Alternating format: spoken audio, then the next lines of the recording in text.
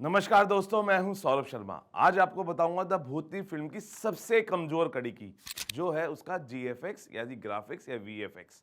The Bhootni film के graphics की तुलना जब बाकी हॉरर फिल्मों से की जाती है तो ये वाकई बहुत फीकी नजर आती है। आइए हम कुछ इंपॉर्टेंट पहलुओं को समझें, खासकर ग्राफिक्स और वीएफएक्स के मामले में, ताकि इसका वास्तविक अंतर सामने आ सके। वीएफएक्स सीजीआई की गुणवत्ता, ये भूतनी फिल्म की मैं बात कर रहा हूं। जीएफएक्स और वीएफएक्स में पुराने स्टाइल का इस्तेमाल किया गया है। ये इफेक्ट्स 90 के दशक के टीवी शो और फिल्म जैसे लगते हैं, जिनमें भूतों की उपस्थिति या डरावने दृश्य बहुत ही नकली और डिजिटल रूप से कमजोर होते हैं। जैसे जैसे भूत और दूसरे हॉरर इफेक्ट स्क्रीन पर आते हैं, उनका लुक ऐसे लगता है जैसे कोई बहुत सस्ता और कम बजट वाला इफेक्ट हो।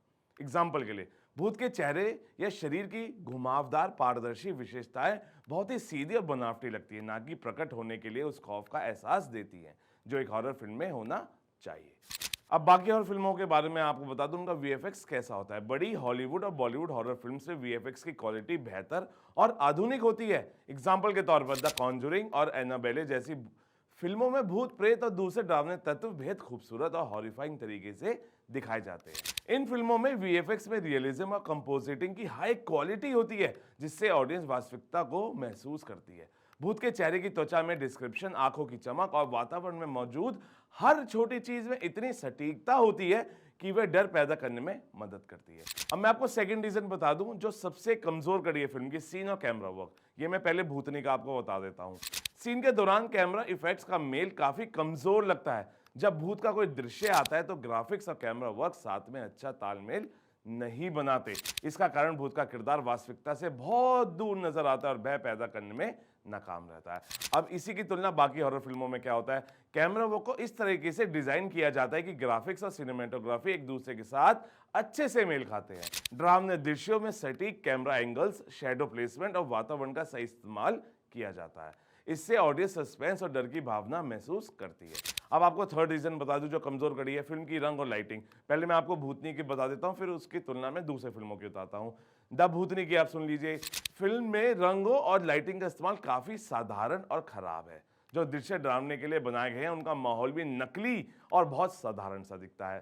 एग्जाम्पल के लिए, जब भूत आता है तो लाइटिंग में कोई अद्वितीय बदलाव नहीं होता और जो डर पैदा कर सके। अब बाकी हॉरर फिल्मों की आप सुन लीजिए इसकी तुलना। फिल्मों में लाइटिंग और रंग का बहुत ख्याल रखा जाता है, जैसे द कॉन्जोरिंग और इनसाइडियस जैसी फिल्मों में लाइट और डार्क के बीच का शानदार खेल ऑडियंस को डर महसूस कराता है।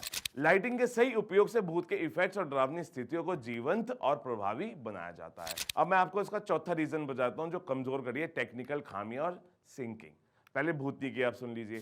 ग्राफिक्स में सिंकिंग की समस्याएं हैं, जैसे भूत का इफेक्ट उस सीन में पूरी तरह से फिट नहीं होता और बहुत ही कमजोर दिखता है। सीजीआई का इस्तेमाल असमंजसपूर्ण तरीके से किया गया है और कभी कभी फिल्म के दृश्य इतने नकली लगते हैं कि दर्शक को हंसी आ जाती है। हॉरर फिल्मों की तुलना में आपको बता दूं तकनीकी खामियां लगभग ना के बराबर होती है।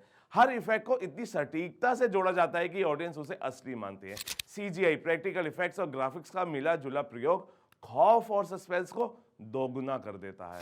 अब फाइनल रीजन में आपको बता दूं, द भूतनी फिल्म के ग्राफिक्स और वीएफएक्स तकनीकी रूप से पिछड़े हुए हैं और हाईएस्ट हॉरर फिल्मों की तुलना में बहुत फीके लगते हैं, जबकि बड़े हॉरर प्रोडक्शंस में हर एक डिटेल पर ध्यान दिया जाता है। द भूतनी में ये सारी चीजें बहुत ही कमजोर नजर आती है। यहां तक कि जब हम फिल्म के इफेक्ट्स और सिनेमेटोग्राफी को देखते हैं तो हमें यह महसूस होता है कि यह फिल्म हॉरर और ग्राफिक्स के मामले में कहीं पीछे है। आपको भी मेरी स्टोरी कैसी लगी, प्लीज कमेंट कीजिएगा।